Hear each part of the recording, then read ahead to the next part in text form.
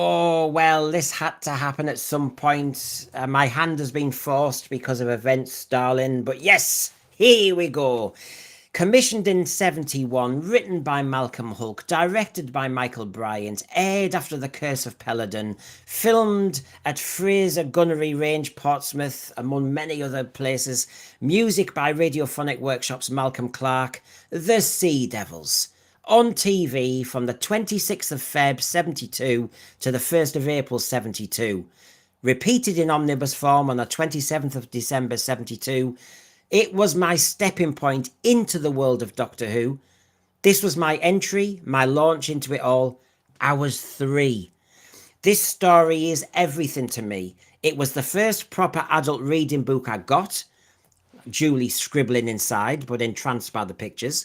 The Sea Devils might be cousins of the Silurians, but the Sea Devils have been living rent-free in my head for so long I consider them cousins too. So welcome to our review of the Sea Devils. And where do I start? Well, I should actually start really with the original, you might say. So good to see Hugh back on. Hello, Hugh. Hi, hello everyone. One of our original panelists. He's never going away. He's just enjoying his life. So how are you? Very well. I mean, I think again. I keep on trying to remember what it was like watching this for the first time, and it's really quite strange whenever you watch it now because it is in colour, and I watched it in black and white, and it's one of those shows. This is one of the Doctor Who's that really benefits from the colour. And by the way, I've got loads of clips for everyone today. I've moved on. These reviews used to do this, that, and the other. I've got loads of. You will see bits of Sea Devils today. That's definite. So hang around. And another original panelist. Here she is. It's Michelle. Hello. Hello. We are the reviewers, aren't we? We've been doing this for 2 years now. Yeah. I know. We know the score. I know you've seen my hair change playing several times. Well, yeah. We used Mine to get too. Yeah, mine as well, probably. And we can't do a Sea Devils review without, let's face it, he's not here, but we've got the voice of Malcolm Hulke in the way that he wrote the biography of Malcolm Hulke. So we've got Michael Herbert on. Hiya. Hello, everybody. And thanks for inviting me back on again, Brendan. And nice to see you and Michelle. Yeah, it's a good panel, and wait, let's kind of get this moving and shaking because they're here about the Sea Devils, aren't they? For those of you who haven't really seen our reviews before, we don't just waffle on. I don't like that kind of angle of some streams. It's just me. It's the teacher in me. I like criteria because otherwise people just will say any old crap. So if you're new to our reviews, we judge on certain criteria. There's 3 of them. You've got the first one. Does it safeguard the program? The second one, does it use the resources effectively, considering the budget? And then the third one there, does it engage? Bottom line, does the audience feel happy about it? And of course, we'll discuss the cliffhangers, we'll discuss our burning issues, similarities to other stories, and the fear factor. So settle back and enjoy some life on the ocean waves with our Sea Devil cousins, okay? And you'll get our scores at the end. So, Sea Devils. Where do I start? Because I'm so tempted to start in so many different places with this one. But first of all, because Michael Herbert's here, I will actually say, if everybody just looks out for his book. We did actually a television history quite a while back when you launched the book, didn't we? And your book, The Malcolm Hulke, Things Are Not Always What They Seem, obviously is still out there. And you'll give us a few tidbits as we go, I'm sure, Michael. And an ideal present at this time of year. Well, of course, always good timing.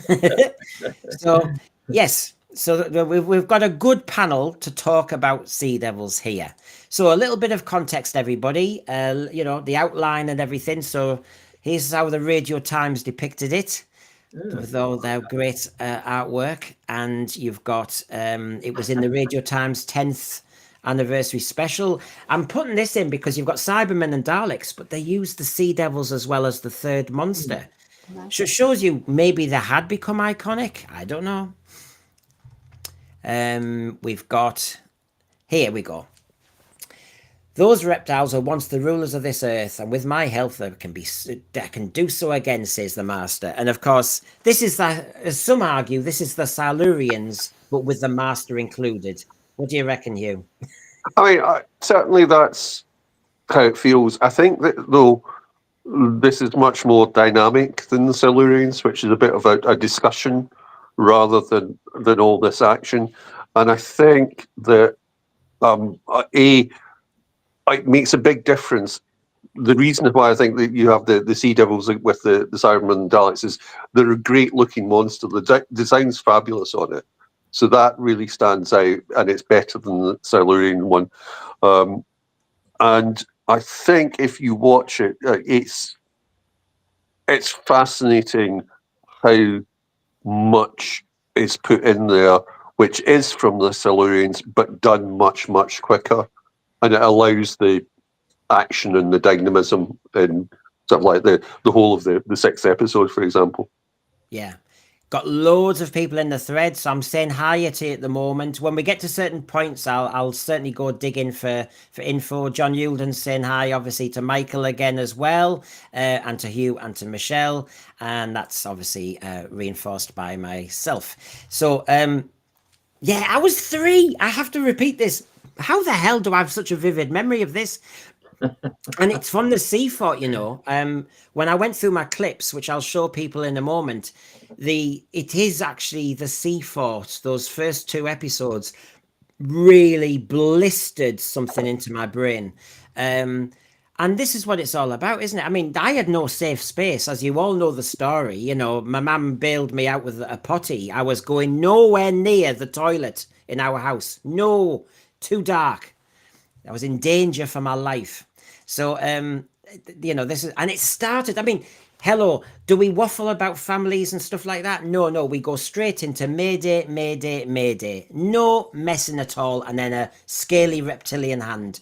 I mean, Michelle, I don't know what your history is with Sea Devils. I know sometimes we've done reviews. This is my first time I watched it. I watched it for this episode, which I love doing these reviews of classics because it makes me go back and watch things I haven't had a chance to see yet. And I loved it. Oh, well, that's interesting because obviously I'm always scared about that. You know, if it's my first ever story, you can tell me, you know why. But for you coming to it colder, as in, you know, as an adult and all the rest of it. So it is going to be interesting what you say about this. I mean, do you see why they've decided to bring the Sea Devils back in the spin-off? We'll try not to say too much about, but... Yeah, I mean, I'm surprised they've kind of been underused. They're a great villain. They're a great story monster coming out of the sea. I mean, I can see why so many kids were terrified going to the beach, you know, on their holidays. And next thing we're worrying, next thing you're going to have this reptilian turtle with his dead little eyes coming out of the sea. Yeah, I mean, I mean, I'm not going to mess about with this. You know, that they were superb. I mean, one thing that came across to me was, gosh, it must have looked so expensive at the time. I know they had a deal with the Royal Navy and it was almost like a recruitment drive. But I said in my thumbnail, this is like James Bond meets sci-fi. That was what somebody actually said. So just to kind of get us kind of salivating for a moment before we go a bit further, here we go. I'll give you a taster.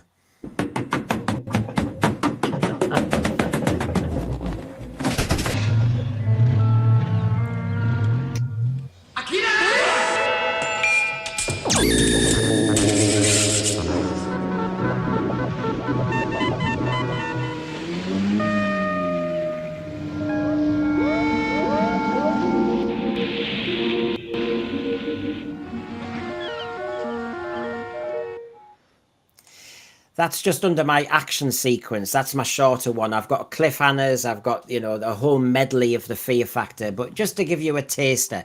Now here, the Radio Times, Patrick Mulkern says, at sea, a radio operator sends a mayday, then screams in terror. Another scaly paw reaches over the side of a motorboat. The Doctor and Joe become trapped on a beach. The fearless Doctor descends to the seabed in a diving bell. And it goes on. Sometimes the appeal of Doctor Who is encapsulated by such moments of horror and suspense. Unsettling images that will stay with you forever and recruit you, not for the Royal Navy, but recruit you to Doctor Who, Michael Herbert. Well, it's a kind of homegrown project, isn't it, for people involved? Because Malcolm Hulke was in the Merchant Navy during the war, and John Pertwee was obviously well known to have been in the Navy. I can't remember whether Barry Letts was as well, but they all had a kind of connection with the sea. Maybe that's why when they were kind of thinking about bringing back the Silurians and the idea popped up, that maybe the sea was something that seemed logical to them to kind of move it forward. And as I say, as Hugh says, a lot of the Silurian, the original Silurian, took place underground in caves, where here it's much more open and dynamic. Which isn't to say that the Silurians is a bad Doctor Who, but this is, I suppose they've learned over the previous, since 1970 to kind of also get able to access and get help from the Royal Navy itself, which obviously gave. I mean, there's an interesting quote at the top here from Patrick Mulcairn, and might as well just kind of get everybody's kind of gander on it.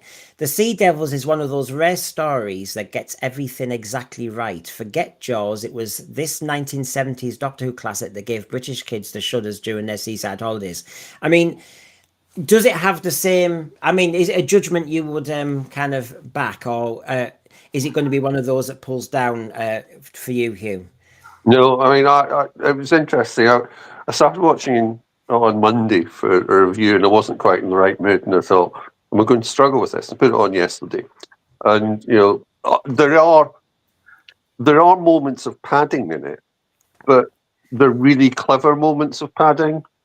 So it doesn't. This is when padding doesn't feel like padding, in part because the dialogue's so good, in part because you've got the action. I think this is underrated by a lot of Doctor Who fans. Can I just say before I come to Michelle that I've got quotes here from people, positive and negative, and it just backs up something Hugh's just said. The Sea Devils holds up astonishingly well. It moves along at a jolly clip and is a good riposte as any to the complaints of padding, which seem to accompany 6+ episode stories. There you go. So Michelle, to take one example, the third episode, nothing really happens, but it's brilliant. Nothing happens brilliantly. Yeah. We were discussing on Monday Fury from the Deep. Now, I never saw that at the time, but I get the impression partly that you could argue again that in that one it was all about atmosphere and the imagination was running riot. And that's why it's seen as one of those classics. Sea Devils does it a slightly different way, but it gets to the same result, so to speak. What about you, Michelle? Then would you, it's up there with Jaws. It's got that effect to kids.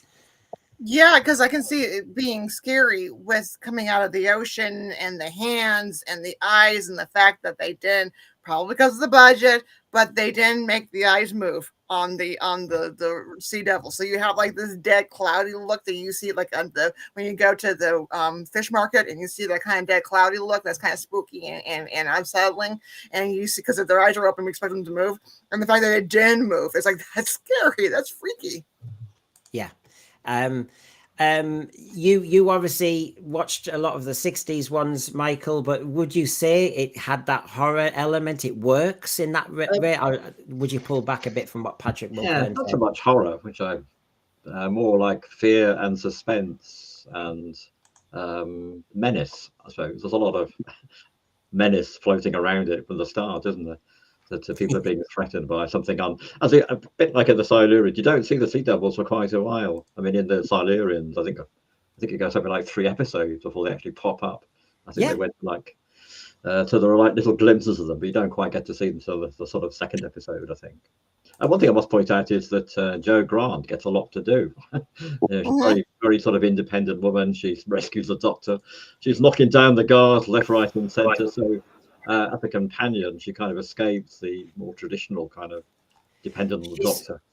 She is an independent woman, a bit like in the Mind of Evil, where she gets quite a lot to do. Perhaps more than Manny Katie, maybe more than Katie expected. No, she's very, very, very, very.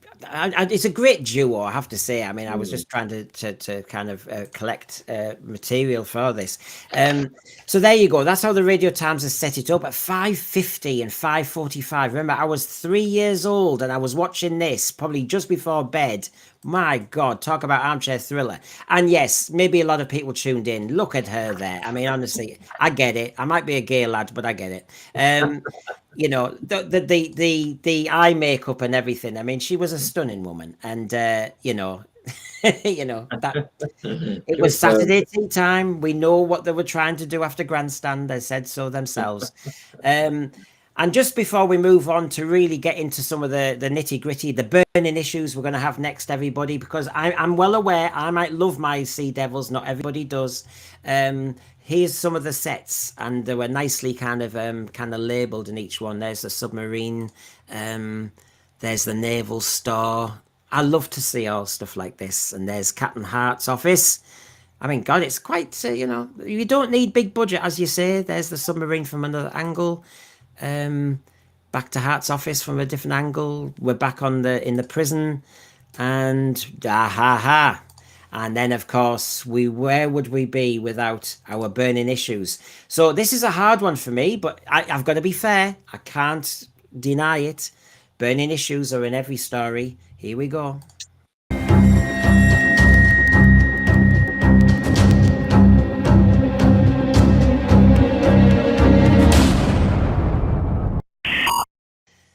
So be nice, everybody. Be nice, but but no. I'm just putting that up. That's not to steal you, but Hugh, have you got any burning issues with how the Sea Devils? I don't have a lot. I think, as ever, you get a bit of. Whenever you've got the Master involved and it's not a clear plot for him, then his motivation is really weird and strange, and it doesn't really follow here what's going on and why he's trying to do it. And it all gets a bit of a mess. And then you get the bit where the Sea Devil is writhing about on the floor, and it takes him ages to realise that the sound is doing it. So the Master, I think, works really well in terms of the interaction with the Doctor. But in terms of the story, I think it gets a bit in the way. Yeah. Okay. Michelle, have you got any burning issues with this story?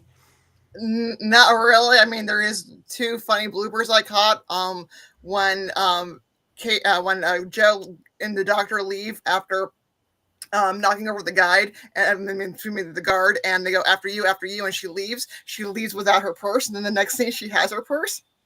And then the other one is how quick Pertwee dries off. But it's TV. You just gotta laugh sometimes. Yeah, I'll be honest with you. There's the tiny little bit of slapstick I'm not really a lover of, and I was 3.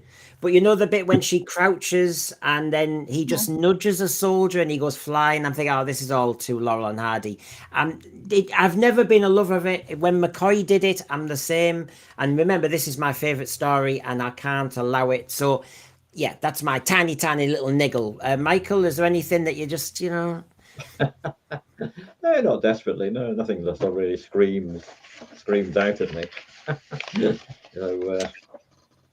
I think overall it works very well, really. Well, I will raise one or two that other people have raised just to see what you think before we then come to our fear factor. So some people say overall great adventure. It's James Bond meets sci-fi. Well, I can kind of see why they said that, because you had hovercraft, you had sword fights, you had everything. It's packed with all sorts. Good old-fashioned sci-fi and a battle against time to save the world. Don't let the title fool you. It's the Master's show. It's called the Sea Devils, but it's all about the Master. That's what some would say. The Sea Devils is less cerebral, but great fun. The naval hardware is well used and the monsters are wonderful. Now, there's a few little niggles here from some people. The Sea Devils look rubbish. Take the Master out of the equation and the Sea Devils is really nothing more than a lazy retread of the Silurians. And then the last one, Malcolm Clarke's musical score is atrocious. So, anybody want to pick on any of those? I disagree with that completely. I think when I'm watching it this week, I thought how good the soundtrack was. I could easily listen to it without watching the videos. But it's very avant-garde. I mean, for the period, it seems astonishingly avant-garde. So it's almost like, changes the sort of the whole dynamics of the serial, that it's quite alien and strange, as an underworld water world full of Silurians should be, really. Yeah, I think. Sorry, on you go, Michelle. Oh, at first I thought it was grating, the soundtrack, but then as I started listening, no, it fits the story very well. It does. I think so. Just to echo that, whenever it's at the start and you don't have the Sea Devils and you haven't really got what's going on, it does feel quite grating. And then So, as Mike was saying, once you've got that it is quite as alien as it is in terms of the protagonists, then it fits in and it feels more fitting. So I say, I think initially you go, what on earth is this? And Yeah, then and then it sort of blends. Yeah, I'm just picking up garbage. Who I seem to remember I didn't like the music. Sadako, the music is a headache. I wasn't always a lover. I had the album. I wasn't a lover of it. It was kind of just so different. But I have to say, in my last two watchings of the Sea Devils, I actually think it really works. It really thrills. I know that those moments of musical intervention when, a Sea Devil hand appears, it really gets you on edge. It works. And Because in yeah, 1972, they were starting to get, speaking, I was 17 when I watched it, or coming up to it, you were starting to get bands like Kraftwerk and Tangerine Dream creating electronic music, building on the sort of music concrete of the 60s. So, but it still seems very advanced. I mean, I don't think, without mention the current showrunners, I don't think they'd be prepared to have such an avant-garde soundtrack even now, really. No, and also how ahead of a time Doctor Who was in America. In American TV, there, especially in this time period, even today, there's a set soundtrack that is in almost every episode. So you know what plot points you're supposed to be feeling as the audience based on each show's unique soundtrack. And Doctor Who is unique that it has its own unique soundtrack for every serial. And that is something that we don't, until recently in American TV, you don't see. Now I've got TARDIS here. I'll come back to Graham's point. TARDIS, don't start on the musical score. It was perfect for this story. Utterly bonkers and appropriate. It made the story even more scary as an 89-year-old back in the day. I had Graham's point up though. It could be a burning issue. Where's UNIT?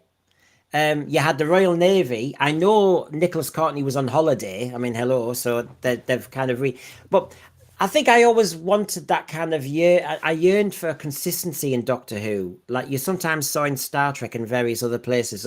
So they've got UNIT extremely established, and then suddenly not in this one. Go figure.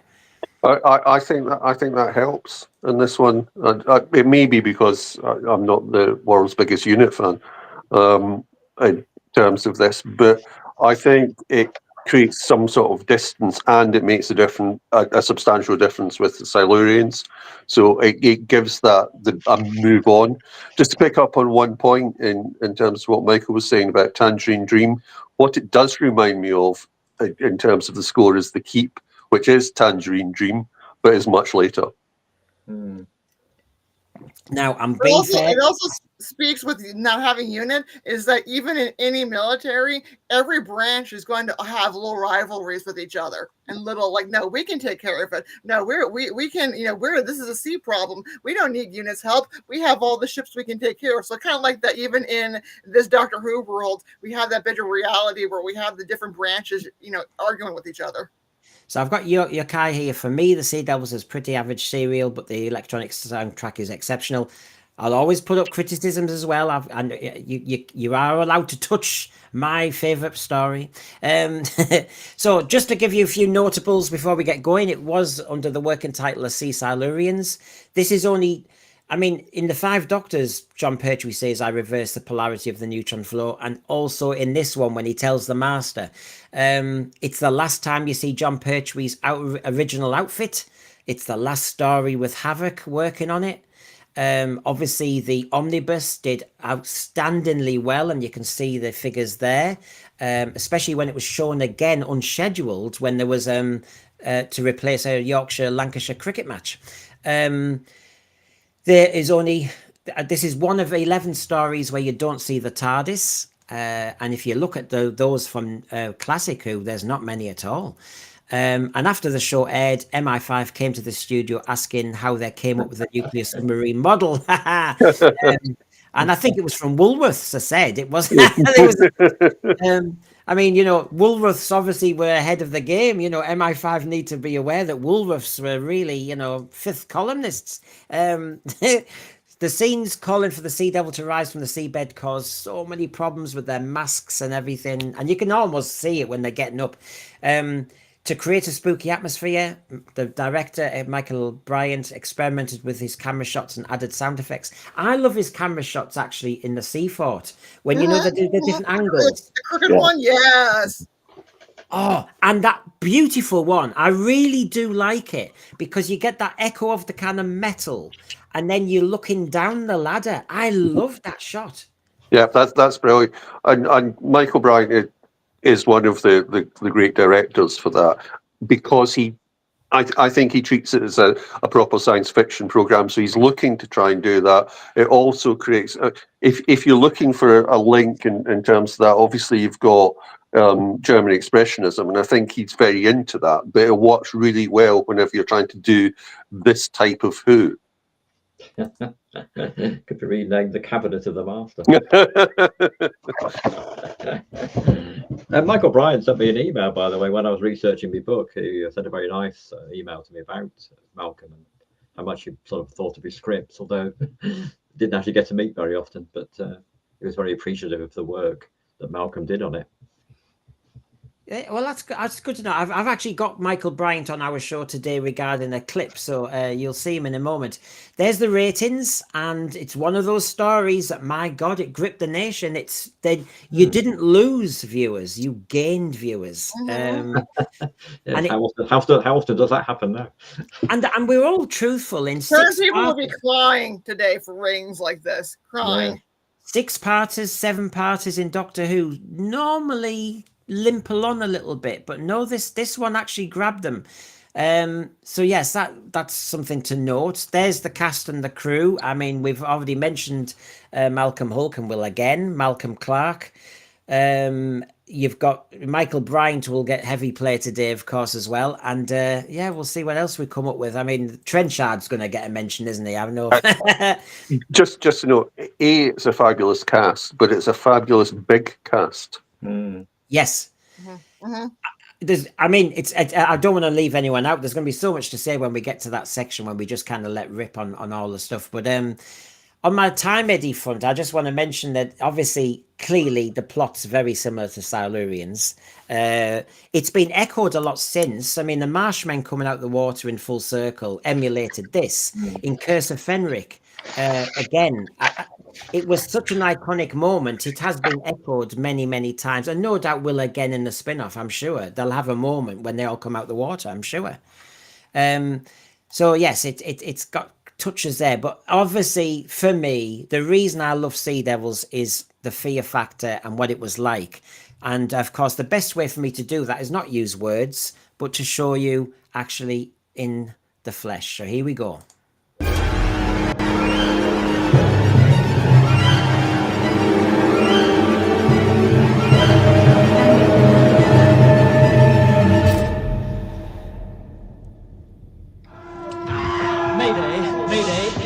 Ship. Our position is Sea Devil. obeying orders. You will obey my order, Chief Petty Officer. You will obey me.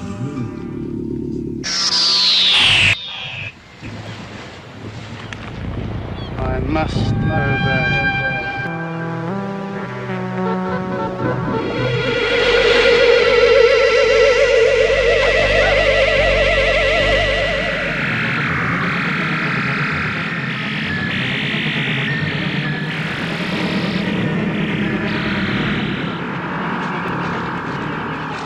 Don't be alarmed.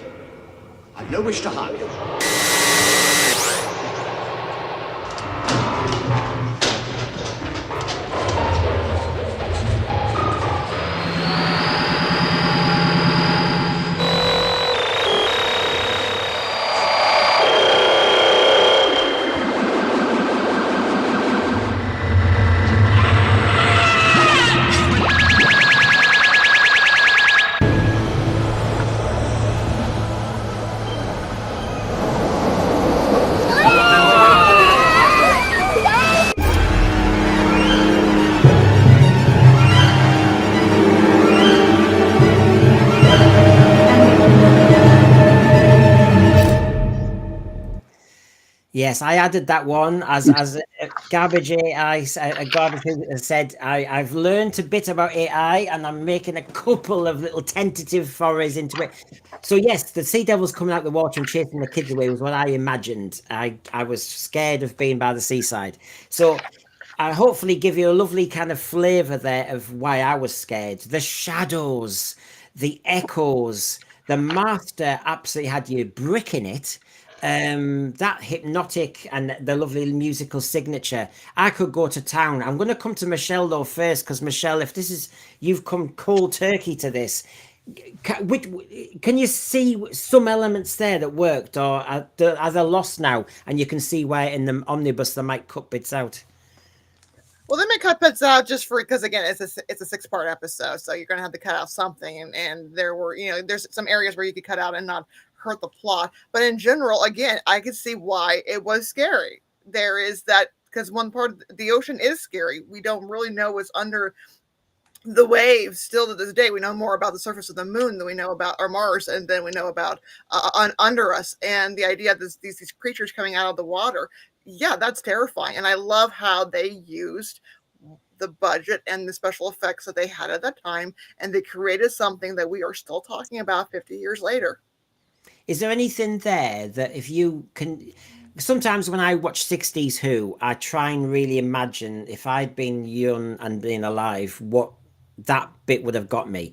For example, the Phantom Piper in the moon base, the idea of the Phantom Piper, and they're all inside. It's a bit horror fan rock. We've locked them in.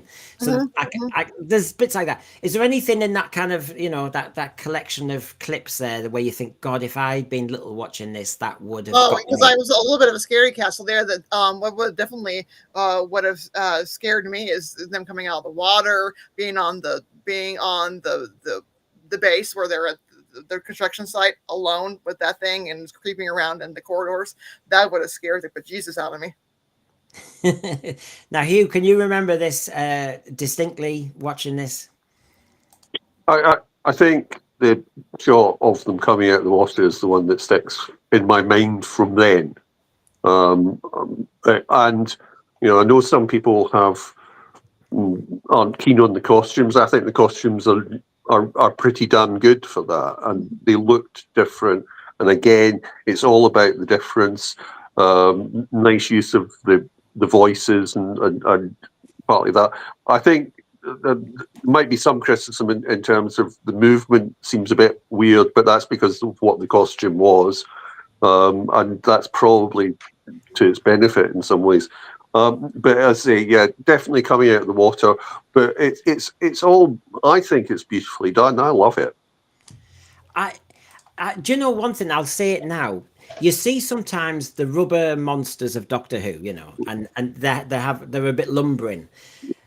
Yes, there's an element because they've all got Frogman's masks on and everything as they're getting out of the water. There's an element of that. Well, I'm not judging that. But when they were in the sea fort, I thought the Sea Devils, I was always impressed how nimble they looked and athletic and fast. And therefore, I was bricking it even more because when you see a monster doing that, even Cybermen coming out the tomb of the Cybermen, but when you see a Sea Devil running at you, you're thinking, whoa, and that got me going. I mean, Michael, does this work into the fear factor of what would have got you as a child? I think so, yes, definitely. The sort of menace, and that's also the claustrophobic in the scenes in the fort in the first episode. Yeah, you're not quite sure what's there. Honestly, it's quite violent, isn't it? It's not like the Doctor meets us idea and does his kind of standard "let's talk," and the Sea Devil rather immediately. But it's interesting. They only use that phrase once, I think, with the guy describes them as Sea Devils. What they actually call themselves, I have no idea. But the Sea Devil, anyway, I thought agreed to call them, immediately shoots at the Doctor. So there's a lot of sort of confrontation there in the start. There's a lot of strange choices which are clever because you can't predict them. So you normally have a build-up to the Doctor seeing the part of the monster at the end of episode 1, but he just walks into it. It's like, and that catches you by surprise, which is gosh, you see the whole thing. And then and that sort of thing is absolutely fantastic because it just catches you unaware. You saw a lot of the Sea Devil actually in episode 1. It wasn't just a hand. It really, it was lurking in shadows and everything. I think personally, part 1 and 2 work so well for me because it is the base under siege element to it. And the lighting is outstanding, the direction and the angles, a nimble monster, and a fair bit of action, actually. There's also Malcolm sort of sits in little comic interludes now and then, just to kind of lighten it, like when in episode 2, the Doctor's hitting a golf ball in Trenchard's office for no reason whatsoever. But also that reinforces his alienness. He's not a human because no one else will be doing that. He's blindfolding himself, and also it just goes back that the Doctor can be a little bit, pardon my language, a little bit of a shit sometimes, and we love that. It also steals Joe's sandwiches, which is obviously unforgivable.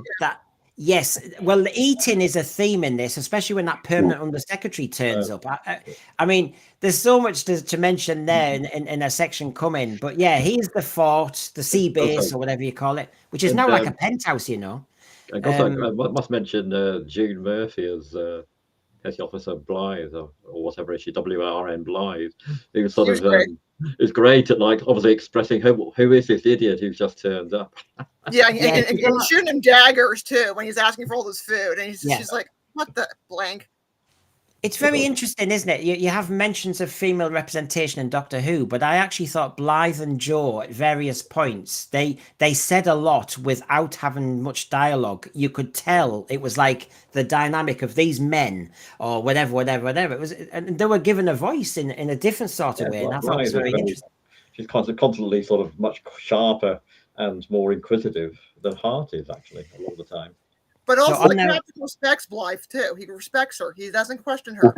There's a working element that he respects her for being, his good assistant. Blythe. It's like it was in Fury from the Deep, I think. Yes, it was. I noted that I had a look up on IMDb, and apparently the BBC tried to get her residuals for this, and she's dropped out of contact. I think Toby managed to get hold of her in the end. I think she's in Australia, but it was quite hard to track her down. Yeah. Well, I think this is one of those ones where I think we have a mirroring of the Doctor and Joe in Hart and Blythe. Yeah, very and much. the relationship there. Yeah. Well, just before we jump too far, I'm just still on the fear section, just so that we've covered that properly. So all this is really making me want to rewatch this, Graham. Don't worry, it'll be the full proper 6-parter. Well, yeah, that's the truth. Tardy says melting the doors on the. I mean, gosh, the melting the door on the sea fort and then melting the door on the submarine. And of course, I could join that with the fact that I got the Target book and I was looking at the pictures because I couldn't read. And that was really, and it was my first ever reading book, an adult reading book. And I just stared at the pictures. So it was a good stepping on point. But I have to say, all this on the seafront, which I will obsess about, the Doctor was like a doctor. You saw him vividly with a syringe and a hypodermic needle. You saw him dealing with the Mayday. That man, and it was a clever cliffhanger because it wasn't a sea devil running at them, was it? It was actually a man just panting. But yeah, you've got there's the Doctor doing stuff. There we go. And you've got a Doctor who's medically accomplished. He's technically accomplished. He's getting about. He's a bit of a James Bond. These are promo shots, so these didn't happen. But God, yeah, just the lighting for me gets everything right on this. It really, really does. Just to say, I'm just waiting for a delivery at the door, so I'll be back in a minute. I understand. So we've got coming out the water, classic shots. Have to be, and I know it's. Well, actually, I'm gonna show it now because Michael Bryant explained the choices, and of course, he's the man who did it, and I respect that. So here's Michael Bryant. Because I'm a sailor, and I've actually met turtles. I've actually had a turtle swim up alongside a boat that's sort of like that big, and it comes out of the water, and it's got a head and a face and all the rest of it. So I was very keen that the sea devil image should be like something truly from the sea, and decided that turtles were, because they're quite vicious turtles, and they live on land, and they swim in the sea, and they're quite vicious, and they're big. So I had the sea devils. Can you hear that? Not very well. Okay. There's a better interview with him on the. He's talking about the turtle being the choice. He used to be a sailor, so I'll jump along here because obviously I can't count. You know, I don't know what sometimes the tech does.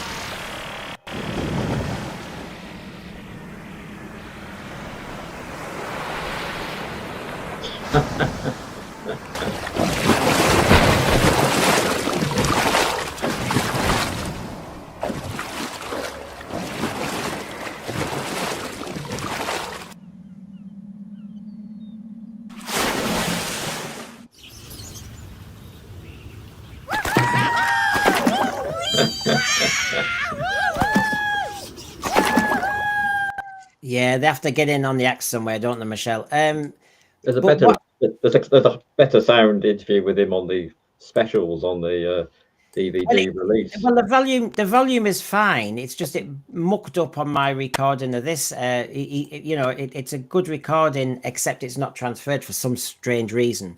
Now, I just wanted to show you this because I'm not going now down the spin-off. We'll do plenty on the spin-off later on, but it is relevant because Michael Bryant talked about the design, and it was his inspiration for the turtle with the sharp beak and that. Now, this is going to be in the spin-off, and we know what the sea devils are in this story. I would defend them to the hilt. I love this iconic outfit. I am slightly warming though. That does look like a turtle too. It does. Yeah. And so, you know, I am precious and I love the Sea Devils, and John Friedlander did an amazing job with that mask, and I think it holds its own. But I must admit, that's not bad what they've done. It isn't. No, it's not. It's just how they're going to be used. Yeah, it's just sometimes you wonder why do you need to do it. You know, why change it? It's a good design, but that's a good design. But I wish they were called something else. That's what I'll say. I also don't like changing of the color from the green to the brown to the green. I'm not really sure. I haven't called them the men from just Atlanta. keep them scary with the brown turtle color versus the. Yeah, they're Smurfs. Before anybody clips this and thinks I'm a racist, no. So here we go. So this is the Sea Devils we're talking about, and he mentions, it's a shame the audio wasn't working there very well, but he talked about that's just curtaining. That's just curtaining. They just thought it was needed, and I do you know what? That we need the curtain on it. There's something about it that really works. And I've also got a clip, not today, but when I do the spin-off from the Chris Chibnall era, because that Sea Devil was pretty authentic too, and he tried to put in the mesh, the net, the fish net. So yeah, so there we go. There's the Sea Devils in action, and this is why it's my favorite story. And yes, are they very like the stingrays? I mean, what were they called? I forget now. I know that they were great. I mean, I love Stingray for this very reason. I love these baddies, but there's an element where you go, oh, well, you know. But and of course, you've got that's what they are going to look like. I applaud that design. I just wish they didn't want to put, you know, the Sea Devils are the Sea Devils, and these could be some other underwater creature. I just that's what I'm thinking. Remember that TV series, A Man from Atlantis? Yeah. So, so I'll just jump to the cliffhanger element here, everybody. So we've got. I'll ask you first of all, Michelle. So there were 6 cliffhangers. Normally, I would say there were 5, but it does end on an interesting one as well. So I'll put them all. Yeah. So the Doctor and Joe attacked by an unknown creature, which ends up being a man, really, running down the corridor. Master throws a dagger. A Sea Devil emerges from the sea. The Doctor's diving bell's empty. Doctor's path blocked by an attacking Sea Devil. Master escapes custody. Which one did you think really, really works? I think the classic one is number 3. The sea devils emerge from the sea when they're on the base on the beach with the landmines. It's interesting, isn't it? Because when we've mentioned that, and you know I've mentioned it already, so I'm not going to say the same thing again, but they emerge from the sea in lots of different ways in these 6 parts. You have one on its own, don't you? Mm-hmm. Then you have them at night time, and then you have them do it during the daytime. I almost thought, are you losing the effect by doing that? But the answer is no, not in my case anyway. Hugh, which one really works for you? I mean, I think the one that stands out is probably number 4 for me, which I think creates a sense of dread and is well acted by Katie Manning in terms of doing that. But I think these are about as good a set of cliffhangers as you get. Yes, and they are very different. The first one's a clever trick. The second one, we will talk about the master and that dagger in a minute. There's so many different ones I like, but I have to say I'm going for part 4, partly because they left you hanging for that week, and I love a cliffhanger that actually in the end plays with your imagination, because Jo gets in there, doesn't she? She looks up, you've got that screaming radiophonic workshop music, and then she just looks and stares, and you think, what's she seeing? Oh, tune in next week. So you've got to think, is he dead? Is there a sea devil there? What's there? And they don't, some cliffhangers, the reveal is immediate. Well, actually, she gets back out the diving bell next week, goes to Captain Hart and says it's empty. And you think, wow, they really did play that out. So I actually think in many ways that works at so many different levels. What do you think, Michael? Yeah, I'd agree. That's, for me, that is the outstanding cliffhanger of the episode, because it's just vacant, isn't it? There's nothing there, as we learn very quickly. So it's kind of dramatic by just the sort of stillness and Jo looking up. It also though works because obviously there's a clip before then when he's in the diving bell and the sea devil comes to the window, and so we can add 2 and 2 and make 4 or 5 or whatever, can't we? We are going, oh, he's been captured, he's been killed, he's been this, he's been that. I remember reading the book when I eventually could read, and it's quite an exciting moment when that whole sequence. I do like that whole thing, and it the omnibus is obviously going to lose this, but that the whole idea that you had to wait a week to work out what the hell is going to happen there, it's just lost on me that. And then what about the part 6 cliffhanger then? The fact that he's off in the hovercraft and he's free from the island and the prison. Tune in again next week for the next episode featuring the master. Yeah. but was that still working? I can't speak. I was 3, so I can't say that. But the master ended up being there a lot. I think that one works, and it's nicely done. There is a law of diminishing returns, but I think that one works nicely because there's so much happening in that last episode that it just takes it on to the next stage.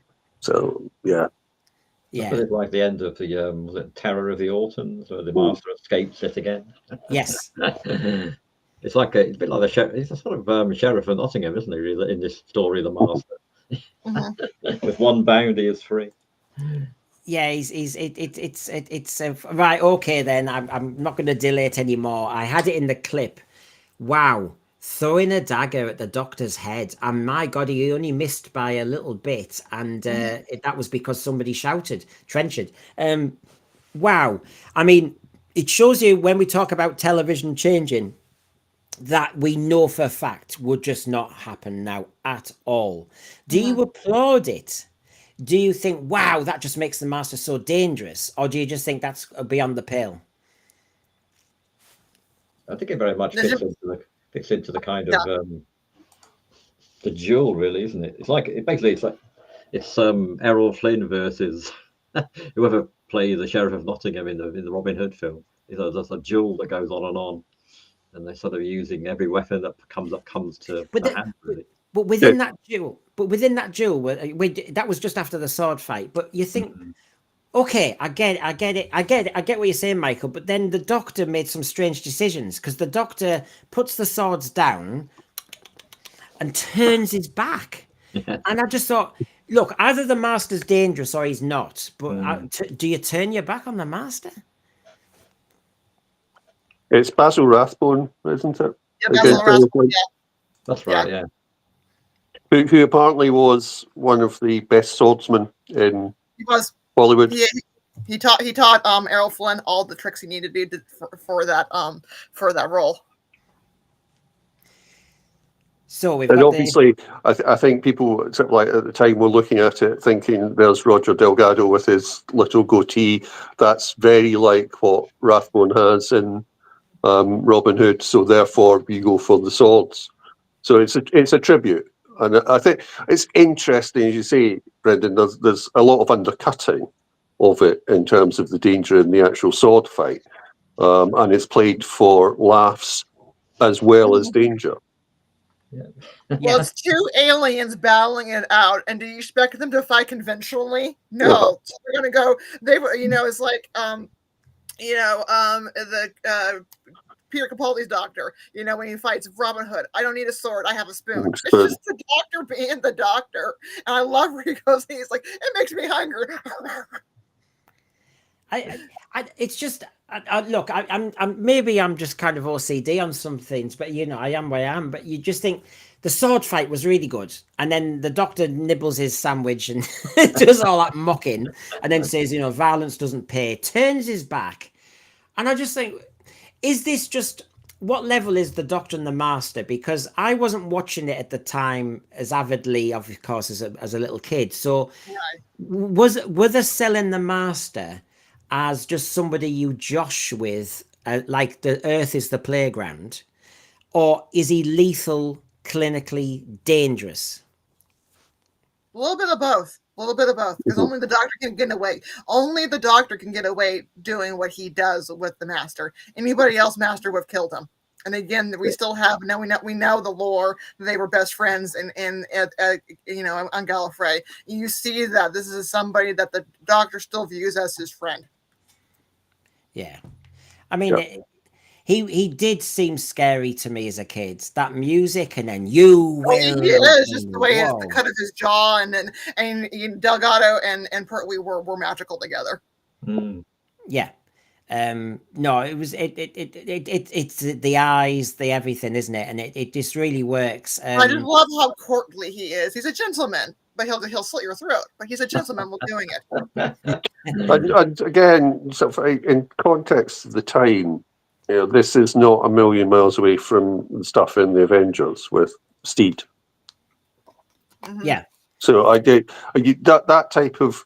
I think it's there's still aspects of it that you see in television today, but that type of cutting between death and laughter is very much a part of what 60s British television is, and this is a hangover from the 60s. I think this one more than anything else. Although there are obviously hints, I think, in terms of the music and some of the stuff of Doomwatch as well. This is what's really fascinating. I showed you at the beginning, Radio Times, it says 5:50 and 5:45 on a Saturday.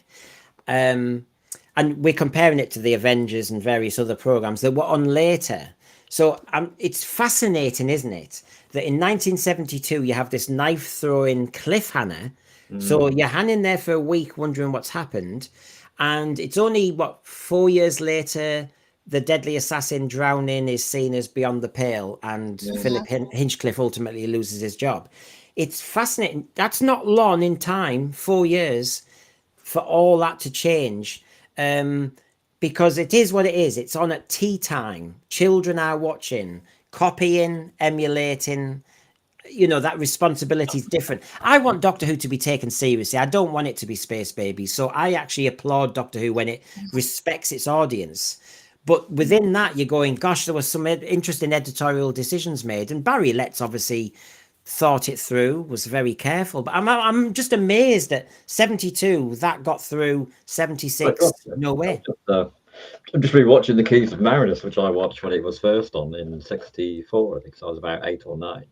And there's several in the first episode. Several people get stabbed with knives by the George Kaluris, my arbiter. So they obviously thought that was perfectly fine to stick out at tea time for children of my age. Yeah. So I suppose, And if you look at the cliffhanger in episode 4 that we're talking about, when the obvious influence that you get there is Quatermass, which a lot of Doctor Who is influenced by. And, I think perhaps what you get with this and some of the cutting is to make that more acceptable, and you know that it's not going to happen. But I mean, the other thing about this is that this is one of the great off-screen deaths of all time in Trenchard's death. Oh, bless him. And I really, and this is the beauty of Malcolm Hulke's writing. I kind of liked Trenchard. You know what I mean? It was like, and it's almost as if the master liked him in a way. He kind of had worked his accommodation out with him. You had the third Doctor pulling his face when he knew he was wasting time in Hart's office, when he was just filling in time when the master was getting, provisions. But they almost looked like a double act. And this is one of my iconic moments because time eddy wise, it reminds me of Frontier in Space, where the master's with the Daleks on some cliff edge. I've brought some friends along, and I've blurred all that together as a Doctor Who fan kid. Such a great moment here. But yeah, Trenchard to me, it was just this, lovable kind of, gets it wrong, but and Malcolm Hulke gave it that great line. He just said patriotism's been used as a weapon to use him, hasn't it? Patriotism's been used. Yeah, it's very kind of. Malcolm never really writes black and white characters. I mean, the most evil character in the Sea Devils is actually Walker, isn't it? Yes. Particularly his demand for rough cut marmalade as well. Well, Yeah. I was watching that, and in terms of a time eddy now, I was just thinking, he's gone full Pete Hegseth. Yes. Yeah. So there's arguments about messaging in Doctor Who, but actually a nice little line about patriotism being used by a baddie to use it, to kind of shape a lovable character, really. I mean,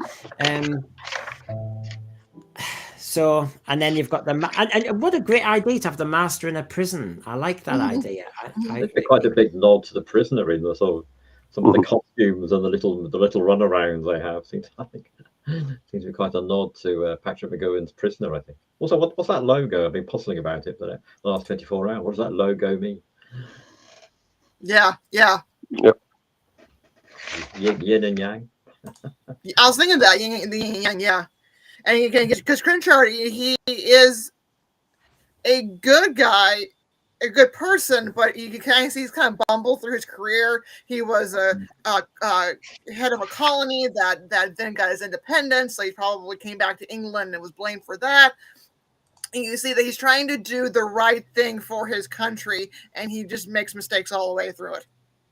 Well, look at this from Funky. I love this when we kind of link it with the book, when Malcolm Hulke fleshes out the characters in that way he does so well. With Trenchard's death, I always think of the Target book where the Doctor sees that the safety catch is still on the gun and he switches it off to make him a hero. But in the TV version, he goes down fighting, doesn't he? So yeah. So it's just like we said, we've talked about Malcolm Hulke before in the Target novelization of Invasion of the Dinosaurs. There's some lovely touches he does, and in the Cave Monsters particularly. But he has this knack, which I think is getting lost now in modern day TV, where nuance. You don't have this binary choice to make. You can actually go, well, he's been a bit naughty and he shouldn't be helping the master, but I can see why. Yeah. That's brilliant. He's been suckered into things that he is going to expose this ring of saboteurs, or because remember, we're still in the Cold War, where Russia is still a major threat. So the idea of spying, he's going to expose this out on the Isle of Wight, and he's going to become a hero, and go back to London and retire as a hero. Because also he's probably way past being in government service. He should be retired. You see this photo on the desk, so we're not sure if it's him and his wife or him and his parents. So maybe this guy has no family, no life. He has dedicated his entire service to the crown, and he's been punished possibly for losing a colony. He's just trying to make things right. Well, you see with the Captain Trenchard, not Trenchard, but Captain. The Navy captain, he's got a picture on his desk and his wife and his daughter. You know that this guy's got a family. Yeah, well, I mean, there's a lot of things to say. These are fascinating characters that make this story, I think, ping. So the Trenchard thing, first I'd hear Trenchard was a nice old bumbler. It's a warning. It's a clever warning from Malcolm Hulke that the older generation, be careful how if you dismiss them too early in their career or because it can be misused and it can create hurt, and it can be that can be used in different ways by the master in this case.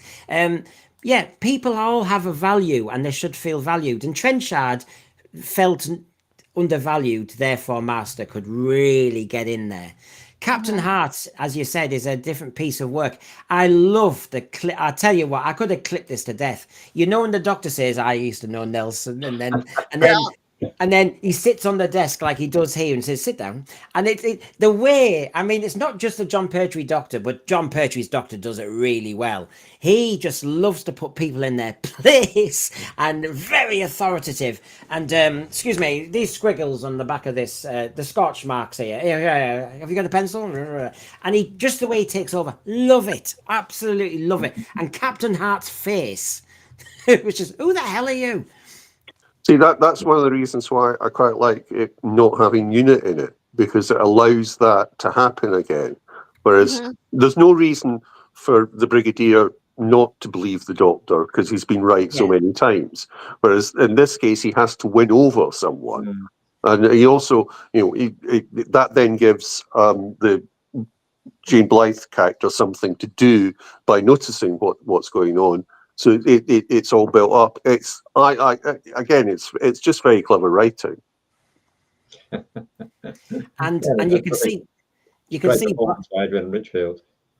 You can see Blythe there in the background, and look, there's an issue about whether women characters had a more prominent role in the dialogue and stuff like that. Yeah, that can be made, but what she was a definitely interesting character. She was running that base. It was quite clear. She was a hell of a PA, so to speak. And she was the one. I remember when we did Terror of the Autons, and I said, look at Joe Grant. Joe Grant is the responsible adult in the back of that police car, because she was saying to the doctor, where are we going? He was more bothered about the gadget, of course. Blythe does the same thing here. Blythe is saying, shouldn't we have heard from the Doctor and Joe by now? Captain Hart isn't bothered. And so they haven't got many lines, but they've got some really important lines to deliver. And it's like a nice touch whenever they're talking about sandwiches and tea between Joe and Blythe, in terms of that, to link into some of the stuff that Katie Manning had to do in The Time Monster, for example. Yes. Can I just say, right, let's say it now. We've mentioned eating a few times. When you flick through John Pertwee stories, he likes a nibble. I tell you, Day of the Daleks, you take your pick. They're very good scenes. They're well written because, of course, it gives you a chance for the characters to talk. But munching away, what was going on in Malcolm Hulke's head to think, I want a moment, yes, for humour, but was there anything else going on where he nicks all of Joe Grant's sandwiches? What was going on there? Well, I don't know about Malcolm Hulke or the doctor, but I get a little hangry when I get hungry. So, sometimes you do need to have a little nibble. I was trying to think, are they trying to make him alien? He's sometimes he doesn't notice his emotional, courtesies.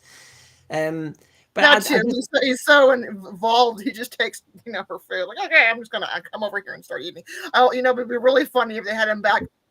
Probably enough time, have him go back to the captain's office and start eating the guy's breakfast. That would have been, like, oh. Well, in the target version of the Silurians, Malcolm makes the relationship between the Doctor and Liz Shaw much more sort of acerbic. She's really irritated by his kind of patrician, patronising attitude to her throughout the Target's book. Yeah, I'm very lenient with the past TV because it was a different era. But the one or two things, I mean, James Bond, Sean Connery slapping the woman's bum, I can't cope with. I don't know when that felt comfortable. But in Doctor Who, when John Pertwee tends to lift somebody's head and stuff like that, and I think, God, when was that all right? You know, Joe Grant, come on, and all this. I'm like, whoa, that's not me judging now. I've never liked it when the Third Doctor did that. Never.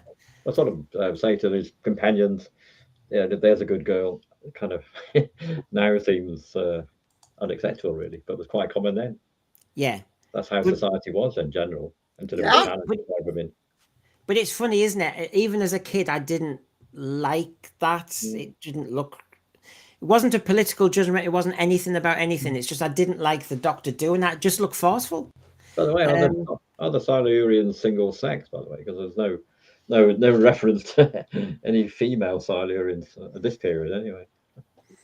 Oh well, we might see many things with what's coming. Let's just have I don't want to know about the mating practices of Silurians or Sea Devils. Thank you. That I wasn't laying in bed last night going, do they lay eggs? How do they, do they go up to the beach and just, that might be for the next few days, eh? Oh God, yeah.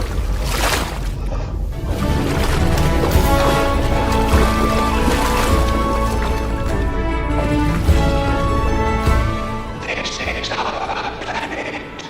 We shall destroy and reclaim the planet.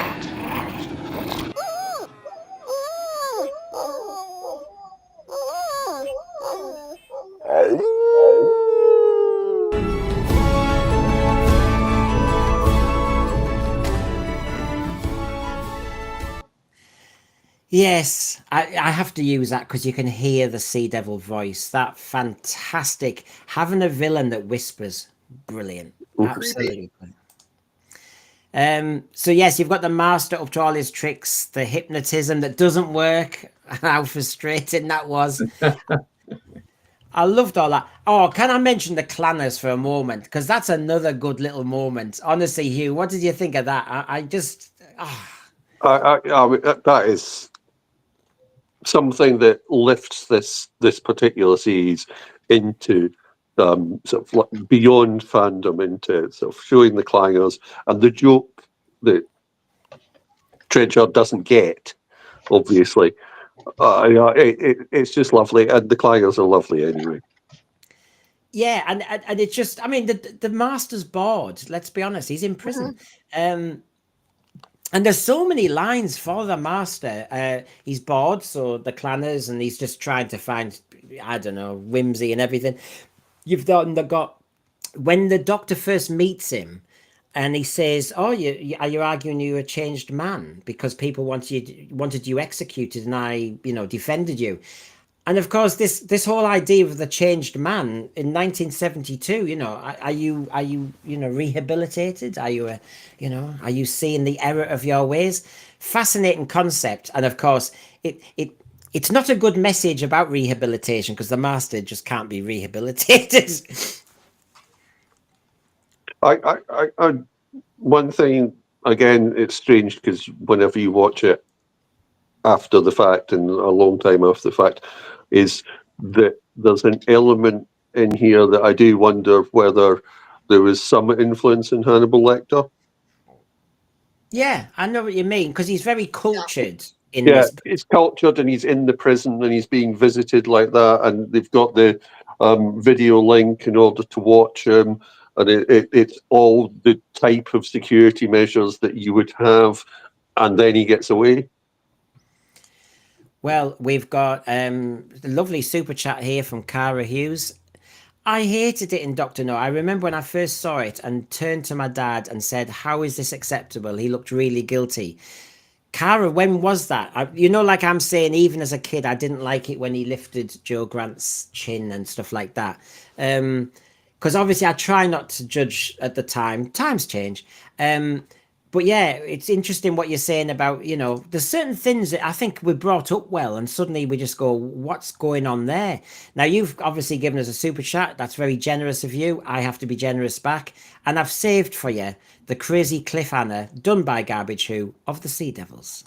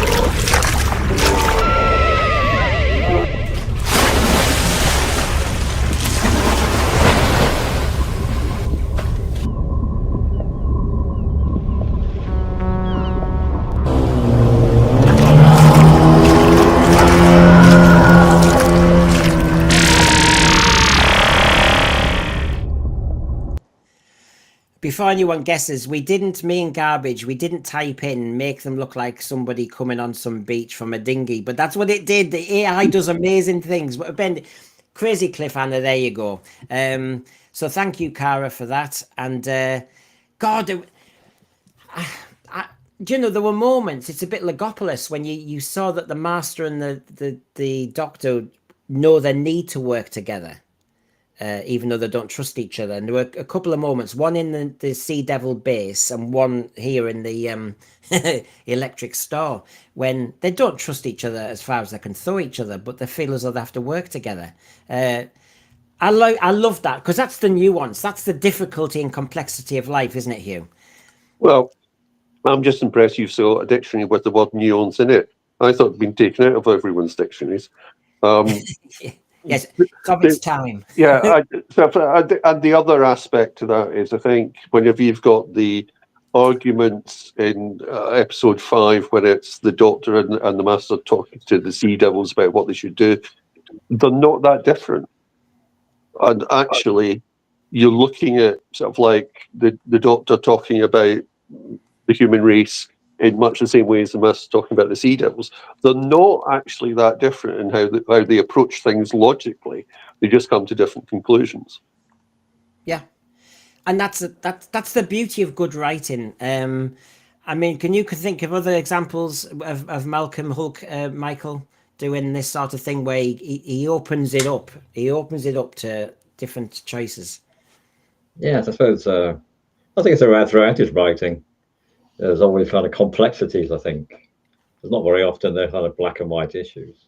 Maybe in the war games, there's no the aliens and the war games, wherever they are, we never do find out. You know, very sort of unlikable, and you can't redeem them. But there are sort of complexities, I think, throughout his writing, really. And also, I think also that kind of idea of the Doctor and the Master sometimes cooperating together is quite a common theme as well.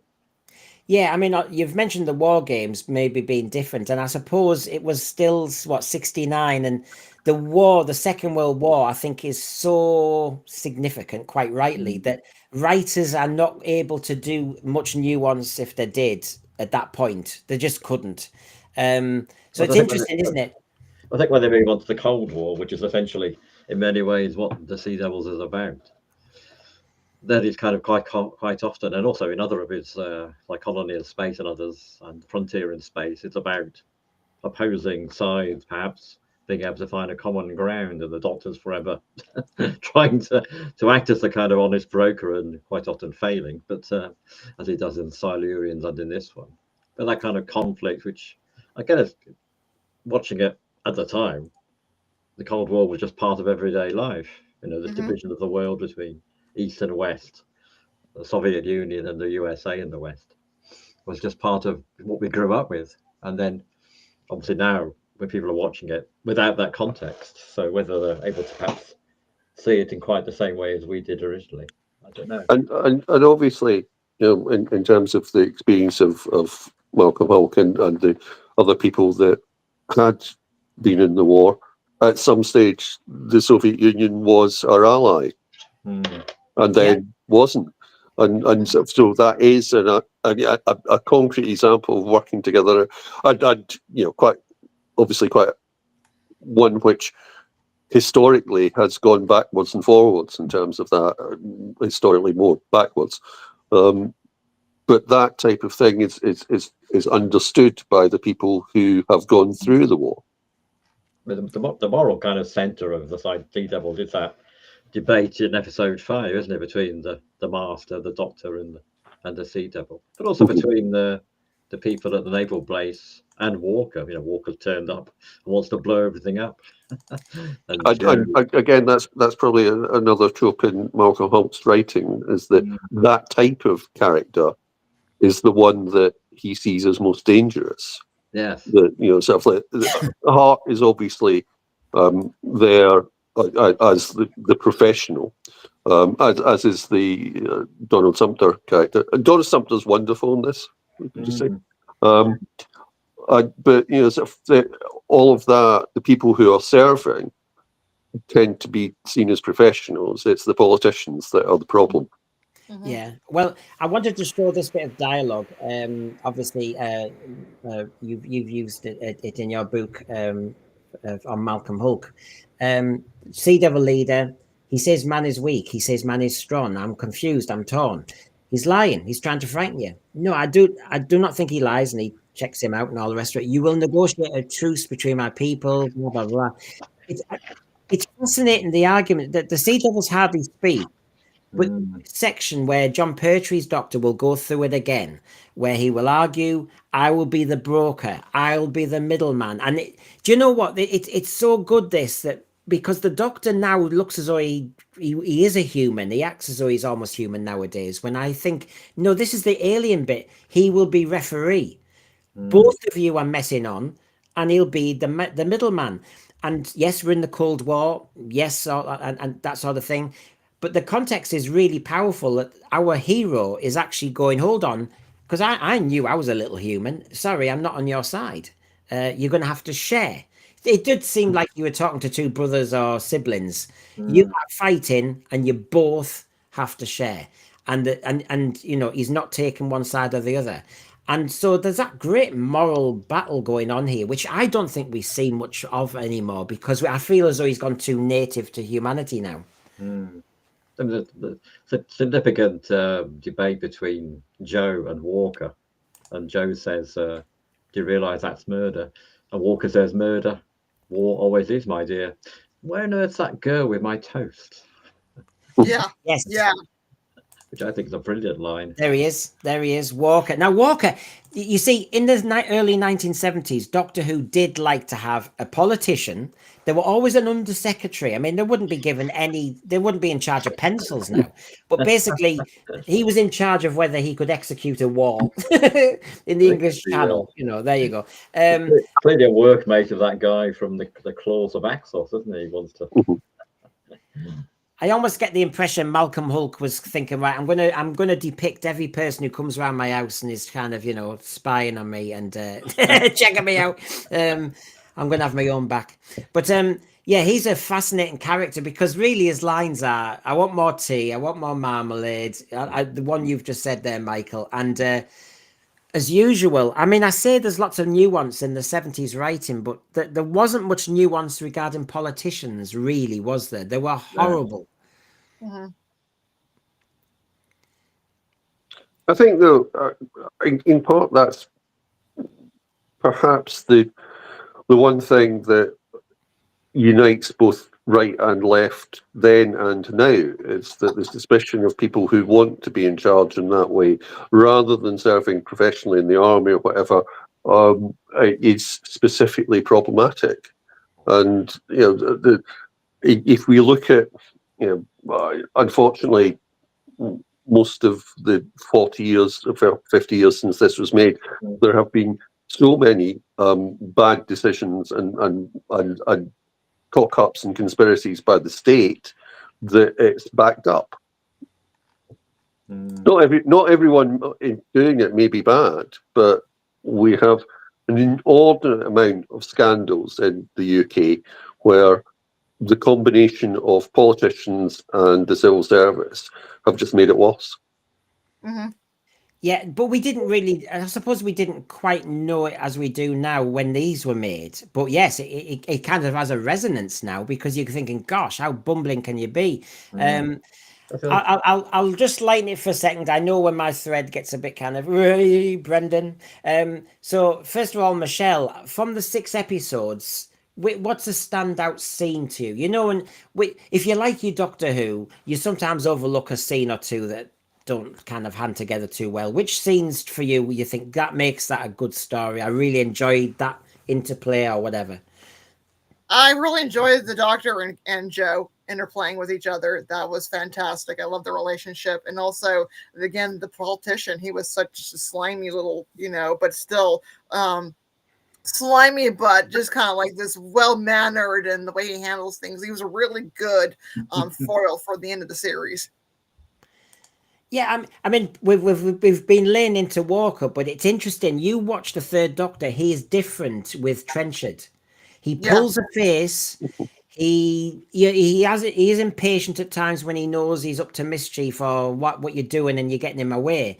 But there is some sort of affection for Trenchard that he doesn't have for Walker. No, yeah, well, because Trenchard is trying to do well. He's just made a series of mistakes. Walker is just there to cause chaos. He's a chaos goblin. He's there just to blow things up, drop a nuclear bomb. Don't care. I'm doing it on my own people or my own country, and the fallout that would be into the water and all the pollution of that. Let's just drop a nuke on these guys. You've got Jess helping out here. This is another. This is her key saying that the minefield was okay, but it did lack some depth. I felt it looked a bit rushed. I kind of liked I mean, I don't know if John Pertwee just knew this from serving, but to dive onto barbed wire to flatten it to let Joe Grant through was such a gentlemanly. Yes, he's clever being a little- gentleman. He's protecting. His character is protecting his companion, but also the actor protecting his co-star. Yeah, I really do the little touches like that. I hope I kept in the what, because I thought that's a nice little touch. That I suppose I didn't understand that when they're going through a minefield. Yeah, that's getting away from the Sea Devil, but the Sea Devil can clearly fire. So why is he waiting from firing? He fires at those guards and kills them. So why can't he fire past barbed wire? I wasn't quite sure about that, but really, it's as if the writer had made a barrier that wasn't there. That you can fire through all that mush. But it was a good scene in another respect. Very visual, and especially for the moment with the Sonic when he blows up the mines and the Sea Devil. The Sea Devil runs away, and that there's a few times Sea Devils, the sound they make is quite horrific when they're in pain. Yeah. Again, creating a kind of sympathy, which is really interesting for Doctor Who. In the submarine, when they got the submarine back and the Doctor tells off the military man for, you didn't need to shoot the Sea Devil, you didn't need to shoot him. And all these moments should not be edited out. These are key moments. This is what lifts the story to me. Michael, I don't know what you want to pick out key scene wise. But two really, if I'm allowed. One's the one we've just discussed, with the sort of debate and discussion between the Doctor and the Master and the Sea Devil. And the other one is when the Doctor comes back, when they've escaped, and they've managed to get back to the service, and the Doctor confronts Walker, and there's real sort of passion and anger there, isn't he? Yeah. And he says, "So you made them very, very angry." And John's really good. He's not sort of holding back. So I think it's a very powerful scene, confronting Walker, what through his idiocy and bumbling and lack of, it's about imagination in some sense, isn't it? About thinking beyond the straitjacket of conventional thinking. And Walker's very much a man straitjacketed by his upbringing and his job and his desire for rough cut mama marmalade. And the Doctor isn't. He's not bound by the sort of conventions. It's fascinating. Yeah, because I know you're going to come up with another one. Don't worry, I'll come back to you. But that, you know, it is fascinating that when you see the Third Doctor with the Controller in Day of the Daleks, with various, you know, the Draconians, anybody, he allows them some leeway when he's telling them off. But when it comes to politicians, including Walker, there is nothing. So that scene is a big one. I'm going to cut it out later on because I do like about 3 or 4 clips of that scene where the John Pertwee Doctor is pretty strident and strong and furious and very commanding, and it's very powerful for that reason. What's another one you had, Michael? I didn't think that was it. Oh, sorry, I thought you said you had two. Sorry. So yeah, the other one was the discussion between the Doctor and the Master and the Sea Devil. So which is again sort of it's a kind of moral center of the story, isn't it? Really, I'd say. Yeah. When you look at this story, everybody, it's called The Sea Devils. It's 6 parts long. Some would argue it's the Master's story, not the Sea Devils. The Sea Devils hardly speak. When you go look back on the 6 episodes, I'll start with Michelle since she's not seen it before. But Michelle, I've been tricked. My memory has played tricks. As I watched it yesterday, I thought the Sea Devils were in it more, and I thought the Sea Devils said more. But my memory is going, their mouth, their voice, their this, their that. Were you shocked? Yes, I was kind of shocked when they finally did talk. That voice is such creepy. It's just and how they delay them from speaking until very late in the series. What about the fact that you hardly hear them? Yeah, I mean, yeah. Except when they're making those little shrieky sounds. I mean, another rubber monster, the Visitation. You see the pterodactyl early on, and he does argue the toss, and you know he's arguing. In some ways, the pterodactyls are a kind of, you know, they're trying to emulate the Sea Devils in some respects. But the Sea Devils surprise me, and yet I like Draconia. They appeal to me. They look as though they've got a system, you know, the leader and the this and that. I think they did it better with the Silurians. You could see the elders and the scientists and everything. And my one criticism of how you treat the Sea Devils is, why are the Sea Devils never able to be autonomous? It's like in Warriors of the Deep, the Silurians were bossing them. In the Sea Devils, the Master's bossing them. And I really want the Sea Devils to be the ones who actually do it for themselves. I feel as though we've not seen that yet. Yeah. There is one difference between this and the Silurians. Within the Silurians, there's a conflict within the Silurians, isn't there, between the elder and the younger? Yeah. Eventually, the younger one kills off the elder.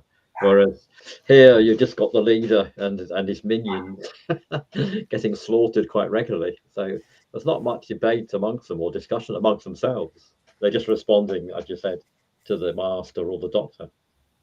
I think it's an interesting line where he goes, there are thousands of us. And obviously at that point, you're thinking, but you're hopelessly outgunned and outnumbered here. And they don't understand that. And that's partly what the Doctor's telling them. But it's they are only a small group of the Sea Devils because and they haven't reanimated the rest of them. So maybe that would happen if you had other ones. It just so happens that this is the small group, the advanced troops. Yeah. Farsight here, the Sea Devils are definitely more warlike than the Silurians. You kind of do get that impression. It's just interesting that while we've got messages about war, early 70s, you know, we know where we are. It's interesting that Malcolm Hulke made a decision not to do that little subplot that he did do with the Silurians. It's just interesting, whether it's omitted or whether he just thought, I can't do a repeat of that. But a lot of the stories then would have a subplot to do with the elders and the younger ones. The younger ones normally, stereotypically, being the ones who are firebrands, and the elder ones going, hold on a minute, we've been there before, not really. Or vice versa, if you want to do it that way. But yeah, it's interesting, isn't it, that Malcolm Hulke, just in 6 parts, he had the luxury of the length of time, didn't go down that road. And I having now seen it again, I do miss seeing the Sea Devils in it more. You know, I think that's obviously why you get the comment that it's more about the Master. But I mean, again, it's an interesting pace, and that allows you to have 6 episodes where things happen. Because I think if you had the Sea Devils in it more, it would be just more running about without anything really happening. It's the different subplots that are in there and the different approaches, and it allows characters to be developed, and it allows the Sea Devils to be seen as the monster at the start, and it's a proper monster. That's why sort of them not speaking is really effective. And the sort of like the screams sound a bit like Frankenstein in terms of pain, and then you get to the discussion, and yeah, they probably could have had something more in terms of their development. But partly, again, this is to allow the working together of the Doctor and the Master in that plot. So there's so much going on in 6 episodes. I mean, there may have been more. You don't know, because without seeing all the drafts, and because in his book he did with Terence, Making a Doctor Who, Malcolm discusses this making of the Sea Devils and all the toing and froing that went between, from script to producer and script editor and so on. So, I mean, it may have been 7 episodes originally, then they decided to make it 6 and ditched various things along the way. We don't know. So I think 6 is about right. 7 would have been too much, and 4 too little, perhaps. Yeah, he does actually. You mentioned the making of Doctor Who, and we've got bits of it here, which you used in your book, yeah? In the case of the Sea Devils, and he wrote it in an interesting first person, didn't he? I was given most explicit instructions. They wanted the Master to be seen in his prison and to escape from it. They wanted to bring in the Royal Navy, because the Navy had approached the Doctor Who department and said, if you will use us, we will, which will be good for recruitment. We will lay on as many facilities as you want, battleships, helicopters, anything. The other thing was that I was in the Navy, so there were all those factors which came into it, things I had to do. They wanted the Silurians brought back, but they didn't want to call them Silurians because it was the wrong period, so we called them the Sea Devils. They didn't want to cause headaches to teachers of ancient history, so that's how they came about. It was up to me to work out the story. I thought the Sea Devils was very well produced, blah, blah, blah. Now, I just want to say one thing about the Sea Devils. Now, it's not me kind of trying to just grift a headline, but it is relevant because we said just before we started the stream that you should respect the writer's work, the director's work, etc. And they are referenced to as the Sea Devils. You see the man call them the Sea Devil, which is actually a portion in a label. In Warriors of the Deep, a Sea Devil does call himself a Sea Devil, so I call that now reinforced. However, I suppose there is an argument that the Sea Devils was a racial term also, apportioned to the Far East, and it was known at the time. Now, do you think that's a reason why we have now decided to move on from it? Do you think that's necessary? Because I'm sat here going, I can't see any relation to the Second World War at all. From where I'm coming from, they're the Sea Devils. I can see why they're called that, whatever. Hugh? I mean, I think obviously the problem is that it is only Fulcher's naming of them as a scary thing from the sea, and that's not what they're going to be called, and it's not how they're going to regard themselves. I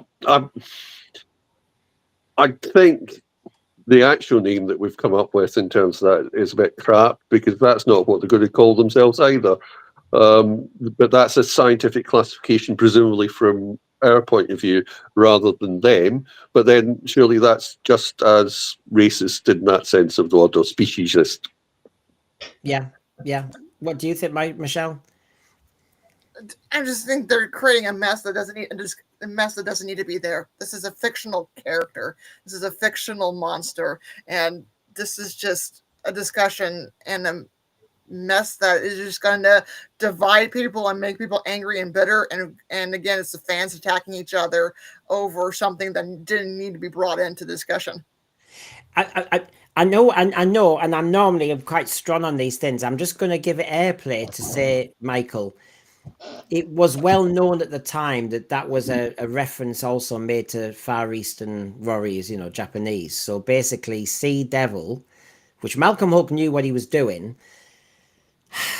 Now in 2025, is that too beyond the pale, or is the reference that you shouldn't be making the association? It's just not necessary. I'll raise any enthusiasm to discuss this whatsoever, because I think it's as I agree with Michelle. It's pointless. Also, the devil's been around a long time, hasn't he? Oh, shit. Yeah, I mean, lots of things have been called devils. I mean, was that series in the 80s, The Lives and Loves of a She-Devil, wasn't it? Remember that one? Mhm. Yeah. So it's a lot. I mean, also, I think I might be wrong about this, but people in the Far East and someone called white people foreign devils. So, Yep. So as a term of abuse, it's been around for a long time. But also, it's descriptive. I mean, as to go back to what Brendan says, it's what one of the characters uses in the first scene or the first episode for his. Okay, someone in the comments just called the spinoff Surf and Turf. Okay, that I love that. That is beautiful. I'm sorry, but I just. Sorry, what was that? Somebody in the comments called the war between the land and the sea surf and turf. I would say, yeah. Very. So we've got Farsight here. Renaming them is completely unnecessary. Malcolm Hulk would have been more. That I'm raising it for that reason, which is normally I'm very strong on. You can't change anything. You really have to respect, unless there's something crazy. So we have to be very careful here, because Malcolm Hulk does that to himself in this with the Silurians. Yeah, and that's true. And says they are misnamed in terms of bringing that up. So I think it's for a variety of reasons in terms of doing that. So I think you can do it. If Malcolm Hulk can do it to himself, you can do it. And as I say, I can see why you might want a different thing, but they just seem to have ended up with the same problem. Yeah, we don't know what they call themselves. No. They never refer to themselves in any way. And No. also, in the war games, we never know what the aliens are called. They're given no name, and they don't talk about themselves. So, to be fair, an alien bio. But in most cases, you wouldn't in that sense. I mean, and I think that's one of the things with the Sea Devils here, or whatever they actually call themselves, is they don't see themselves as really needing a name, because they are the rulers and they wear about and stuff like that, and they see us as apes, which is what they call us. Yeah. And so he's the nub of it, and I'm just inviting it as a discussion because we're going to know this at the blooming weekend. I haven't invited this problem. Jess Corbin says, and this is on one side of the coin, I admit I do find the comparison to them as that and the former World War II atrocities as being problematic. And then, funnily enough, right next to that, Tom by Chick says, some people just have to find something to be offensive just to give themselves a sense of purpose. And there you go. That's the beauty of Sense for you. All sides welcome, and actually all sides have some merit in this argument. Actually, Malcolm Hulk would approve. So we've got to do some ratings, everybody. And as you know, it's a tricky one. This, I mean, I love it, so I'm gonna. Do you know what? Even though it's my favorite story for lots of reasons, I'm giving it a good because there's one or two elements where I'm thinking the Sea Devils need to be in it more. Maybe I'm just irritated by the fact that the Master uses them, and then later on the Silurians use them. And I actually adore the Sea Devils, and I really want them to stand on their own flipped feet, so to speak. So I'm giving it a good. John would normally do this, so if you don't mind, Michael, it'll have John's face, but life's cruel. So. No, that is cruel and unusual. I do that because I can't cope with, sometimes as Michael said before the stream, sometimes I do sleep. So Michael, how will you judge it? Outstanding, good, needing improvement, or special measures? Outstanding.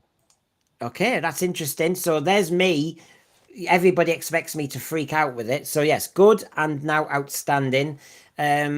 And so now it's Michelle next. Where would you like to go with your judgment? I'm going outstanding. Gosh, am I being just too harsh on something I love? Maybe, I don't know. So well, I have heard that you might have been a teacher, Brendan. Yeah. The rumors are ugly, So Now you say it's outstanding. Now, gosh, I'm almost shocked at both of you because I've pulled back, thinking, am I? Maybe it's because I feel as though my judgment is so distorted because this is my stepping stone into Doctor Who that I've actually pulled back a bit For the with first one or time two viewing niggles. it, I had a jolly good time. So, and that's why I'm giving it the outstanding. Because normally we spend time on, did it engage the audience? Well, clearly in my case, yes. Use of resources, well, look at the Royal Navy stuff, and we didn't think it was padding. And then safe in is this classic Doctor Who? I mean, I've ticked all the boxes there, but something pulled me back. Obviously, you two are going, no, Brendan, this is safe stuff. What about you?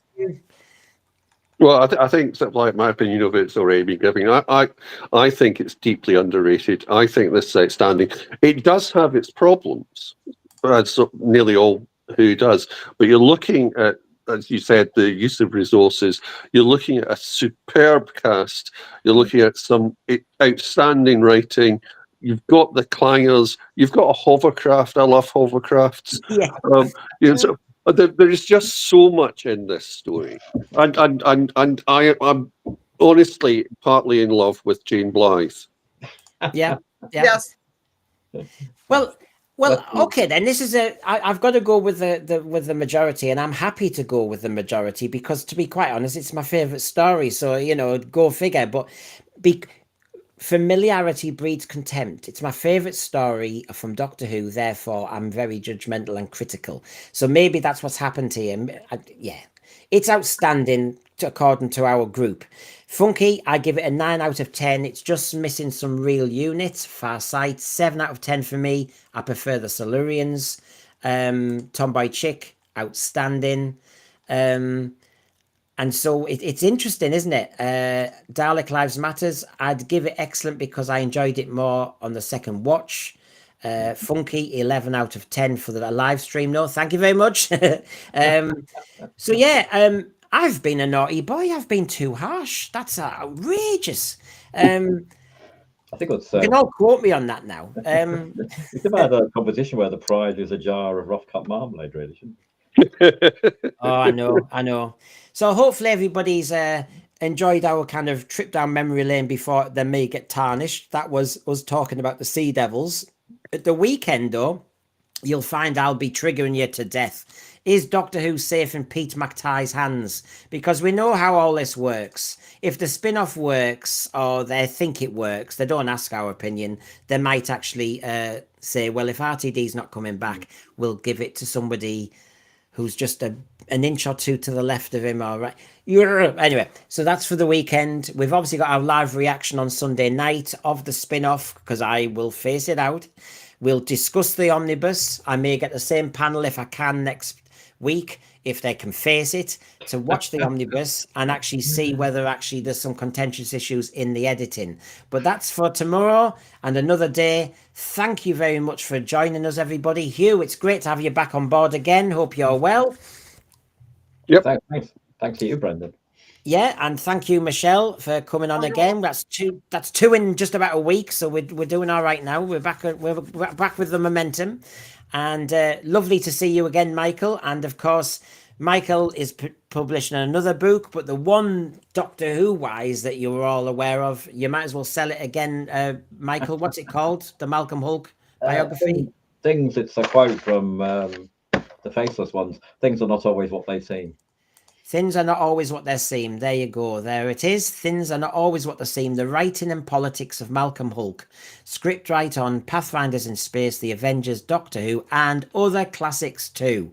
And of course, Michael has published that. You can find it. Christmas is around the corner. Go figure.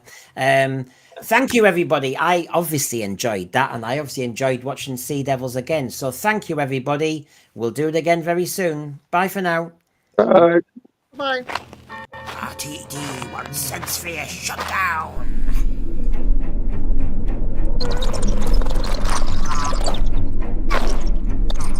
Those hoopheads have had the last hand up them. Time to die. This is giving me the creeps. This never happened on Finger Bombs. One by one, they're all mine. They don't like it up 'em. All this walking, I wish I had my Benidorm motor scooter.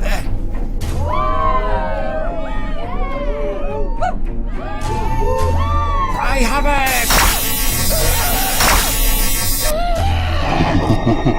it!